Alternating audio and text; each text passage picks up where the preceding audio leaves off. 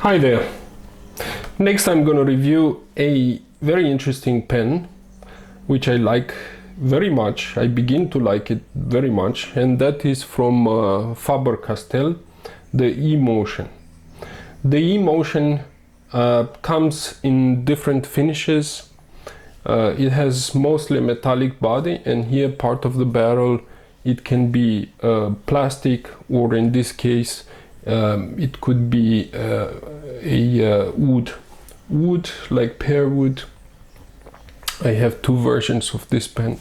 Here one has a fine nib, the other is a broad nib, and interestingly, if you're interested just to keep the color of the barrel but get a different nib size, you can purchase separately, and you can simply swap the nib here, which is embedded in the section, and it comes also with a Faber-Castell converter. So in principle I have all the nib sizes offered by Faber-Castell. I have a medium, broad and fine. So we are going to take a look at this pen here. And then the pen is quite bulky. I don't know what should I compare it with. Let's look at the Pelikan M800, and you can see that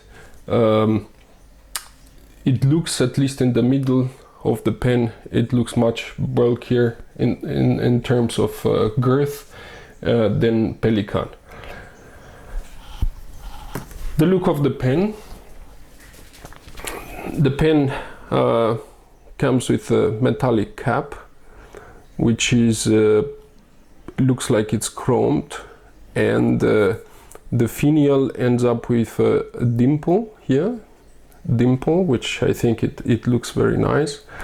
The clip of the pen is also pretty well designed, in the sense that it's springy, so if with a press here it opens up and you can slide it very easily in the shirt of the pocket. Then it holds quite well, it's pretty strong and rigid.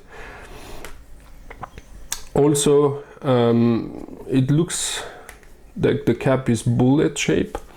It has here the logo of Faber-Castell, which are two knights fighting in a tournure. If you can see it very well here, I'm not sure. Yeah, you can see it now.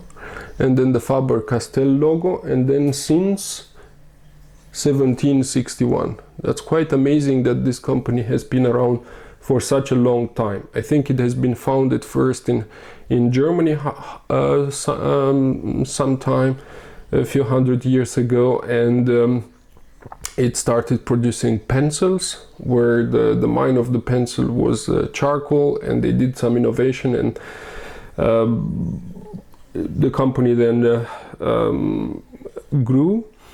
I also heard that it was at that time did some social innovations, that in the sense that really took care of their workers and employees, and it had a very high social responsibility, and it was used as a model then by other companies such as ThyssenKrupp and so on. But enough with the history. The pen, as I said, looks very girthy, especially the cap, somewhere here in the middle.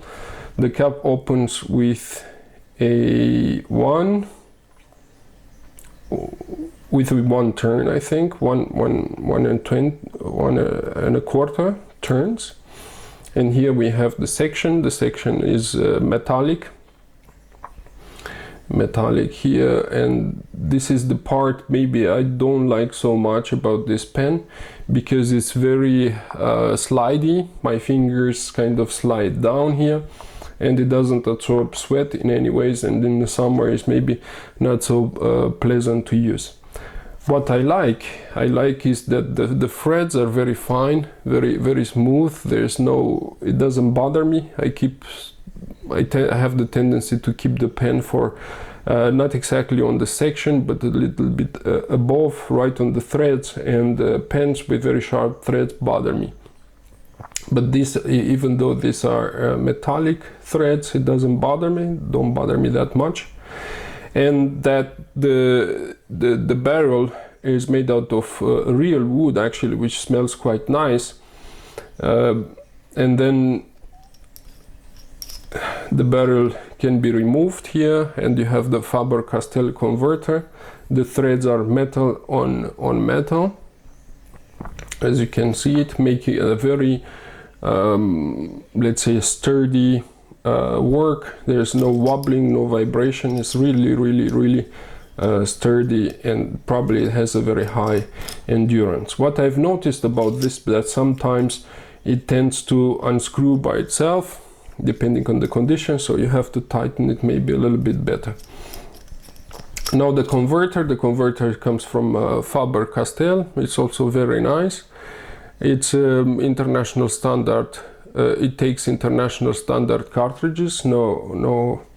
Nothing new there, so they can be used either with Faber-Castell cartridges or with any other third-party cartridges. So the EMotion comes at it's not a cheap pen, but it's also not very expensive. I would say it's a mid-range pen, and when you compare the quality with the money that you paid for, I think it's well worth the money. Next, we'll look at the nib. The nib looks quite small as compared to the rest of the body of the pen. This is a steel nib, and I have here the fine version. Interestingly, it has no breather hole, but instead of a breather hole, Faber-Castell made very tiny and many little holes all around the surface of the nib. I've checked that these tiny holes are actually open, because if you slide your finger across the surface, you will start picking up ink from these holes. It's a very nice design nib. Apart from this fine marking, you also have the Faber-Castell logo, which is the two knights fighting in a tourney or competing in a tourney. Then you have the feet. I think this is an ebonite nib. It doesn't look like a plastic nib, which is an advantage for Faber-Castell pens. Next, I'm gonna ink up the pen, and we're gonna do a writing sample with it. So for inking up the pen, I chose the Waterman, the Absolute Brown ink, a very nice tone, which I like it very much. And with it, we are gonna ink up this pen. And next, for the broad sample writing with the broad nib, I'm gonna ink this with Pelikan Brilliant Red. More to that in a second. So let's first ink up this pen here with the fine nib. That is the Absolute Brown from Waterman. And see how it writes. Wipe up the nib. We'll see how this looks like. Very dark brown, well saturated color.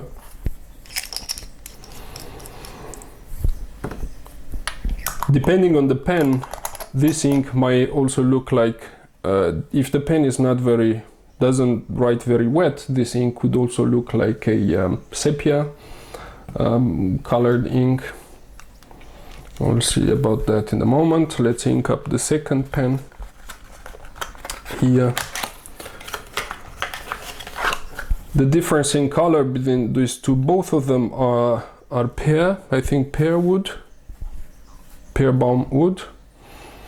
I don't know exactly why, but they have different tones. I think they are offered separately. I'm fine with that. I like both, and they smell quite good. They also absorb sweat. So this is the Pelikan Brilliant Red.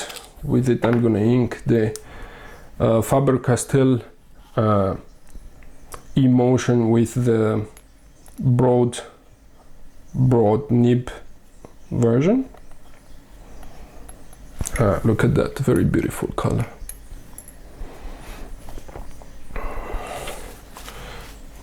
wipe up the nib. Okay, good. Now we are ready to do the writing sample.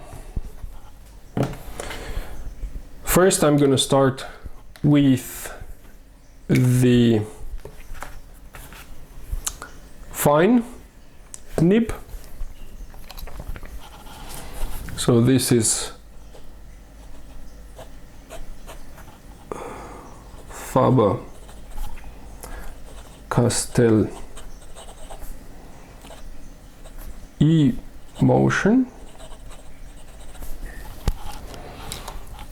and for this let's zoom in the camera so you can see more clearly the text. All right, perfect. Faber-Castell EMotion. As you notice, I'm not posting the pen just because it cannot be posted. It somehow slides, and this would make it unusable as it is very back heavy. Without it, it's just fine for my hands. The section also doesn't flare out. It's just conic shape, and kind of my finger slides. If I hold up the pen like this from very front of the section, very near the nib, then my finger will slide, but my tendency is to write with it from keeping my fingers here on the threads. Faber-Castell EMotion, and this is the version with the fine nib. The ink I have inked it with is Waterman Paris, called Absolute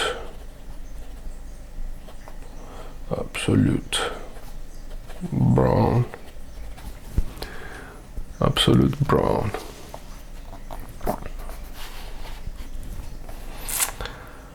Good.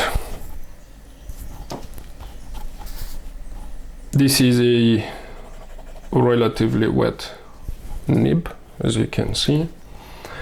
For a steel nib, it writes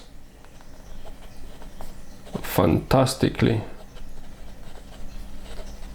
smooth, no feedback. On the smoothness scale,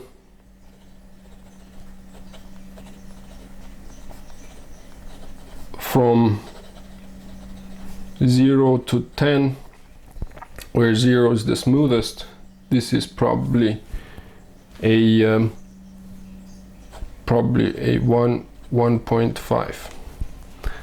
Excellent. Probably it could compete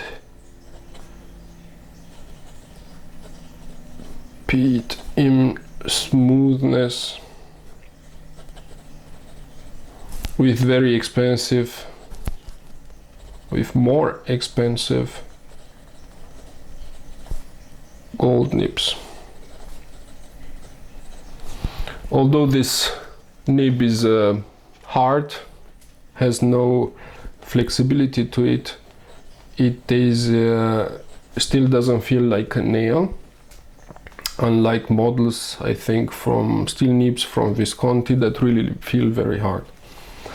Next we are going to try the broad version, which I inked up with the brilliant red, and similarly here this is Faber-Castell. I don't know why is this not writing, I'm not sure. Strange. Let's prime it a little bit.